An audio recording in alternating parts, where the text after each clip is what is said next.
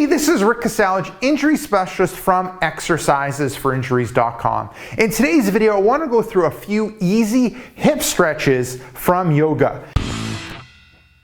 Jenna's going to go through the exercises, I'll highlight the details, and Jenna's going to go through the first one right now.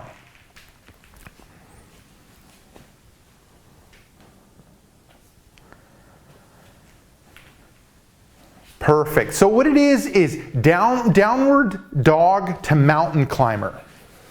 So looking at the starting position, you're a 4-point position, then you go into like a plank position, then you're moving into that downward dog position, then you're moving back into that plank, and then you're going to do that mountain climber. So knee towards same side, arm or shoulder. Back into the downward dog, into that plank, bringing that knee to the same side, back in the downward dog position, and then alternating back and forth.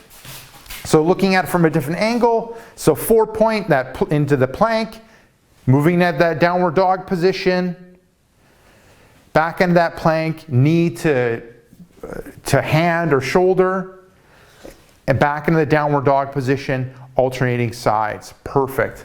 So when it relates to sets, reps, time, and intensity, for this one, sets would be would be 1. Repetitions would be 5, so alternating back and forth, so it'd be 10 movements. Time, smooth controlled movement, good stop at each of the positions. So when we talked about the downward dog position and the mountain climber position, the intensity is light for this one. I mean, we're looking at hip stretch. It's more of a dynamic stretch, so we're looking for a light stretch in that hip area. And the purpose of this exercise is, as the video says, is to kind of stretch out the hip. You're going to feel a stretch in that end position of a downward dog position. Also, you're going to feel that stretch at the end position of that mountain climber, and also we're going to be, with that mountain climber, you're strengthening the muscles around the hip, specifically the stabilizers, which will help loosen up the hip and stretch out the hip. Okay, so that's the first exercise down. Moving on to the second exercise.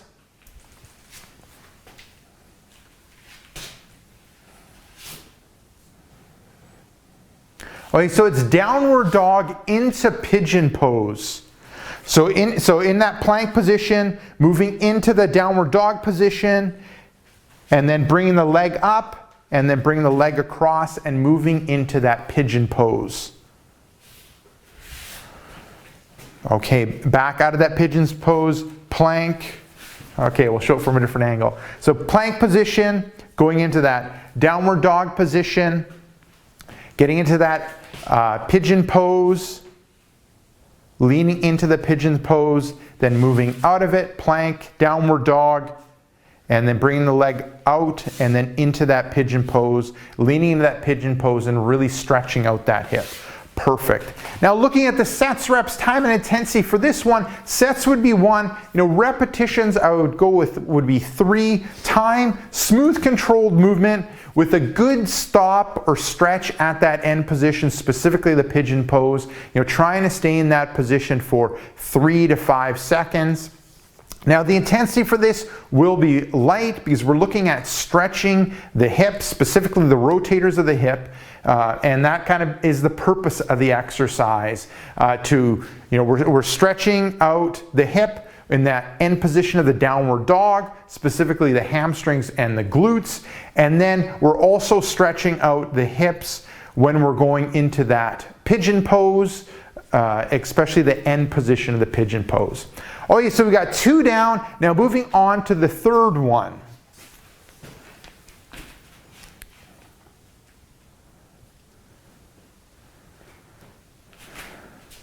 Okay, so it's warrior 1. So you're in that nice and upright standing position. You're going to take a big step forward. You're going to bring the arms overhead, and then back down, and then coming back to the start. And then we'll show it from another angle. So in that standing position, taking that big step forward, bringing the arms up, eyes are following the hands, so you're getting a bit of an arch in the low back. And when you're bringing the arms overhead, that knee, that back knee will come down to the ground a little bit. Okay, good. and then you alternate sides. So with this one, the sets, reps, time, and intensity for this one, sets would be 1, repetitions would be 3 on each side, alternating back and forth. Time, smooth controlled movement with a good stop at the end position. Intensity for this will be light, and kind of the purpose of the exercise is to, once again, stretch out that hip. So you're going to feel that when you take the big step forward, it's stretching out the hip, the front, the leg, the hip, with the leg out in front, and also in the hip where the leg is behind, you're going to feel the stretch. And then as you bring the arms overhead, the stretch will intensify, especially in the hip of the leg that's behind you. Okay, moving on to the 4th exercise.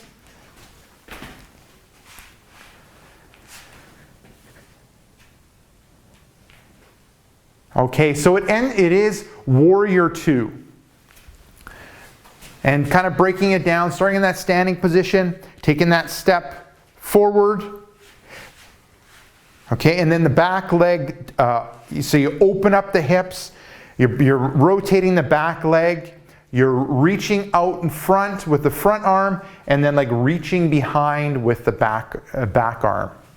And then when you get in that end position, you're kind of moving the whole body forward. Okay, so then we'll look at it from another angle. So taking that step forward, opening up the hip, changing the foot position, reaching with the front leg, reaching back with the back arm, and then you're leaning forward. Okay, good. Relaxing. Maybe we'll go with the other leg. Yeah. So stepping forward, you're opening up in the hips, changing the foot position, reaching with the front arm, reaching with the back arm, and then you're leaning forward with the body. Good. Excellent. Oh yeah, with this one, when it relates to sets, reps, time, and intensity, sets are 1, repetitions would be 3, so you're alternating back and forth. Time, smooth controlled movement with a good stop at that end position. The intensity for this one is light, and the purpose of this one is really to stretch out the hips, and we do this especially in the back leg by opening up the hips, changing the foot position. It really targets the hip area, especially the inner thigh, and then the reach also intensifies that stretch in the hips. Okay, we've gone through 4, now we're going through the 5th one.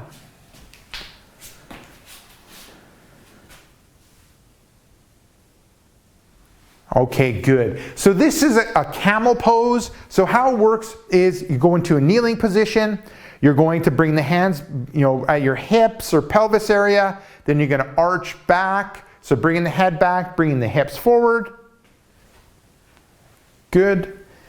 And then we'll show it from a different angle. Okay, good. So you're in a kneeling position, nice and upright in that kneeling position. You bring the hands behind, so it can be back, pelvis area. You're going to bring the hips forward. You're going to bring the head back, and you're trying to mainly arch in that lower back area, but you're also going to get an arch in that mid-back area.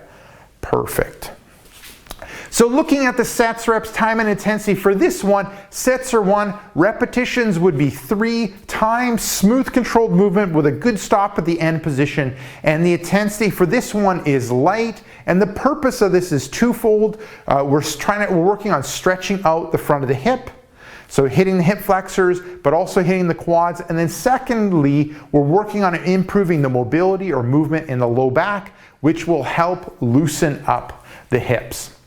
So there you go, give those 5 hip stretches from Yoga a go. Now, if you want some of my best tips and tricks when it relates to overcoming hip pain and tightness, what I recommend you do is click right here. I have a brand new free report called 5 Tips and Tricks That Fight Hip Pain and Tightness. Just click right here, let me know where to send you that report, and I'll send you that report right away.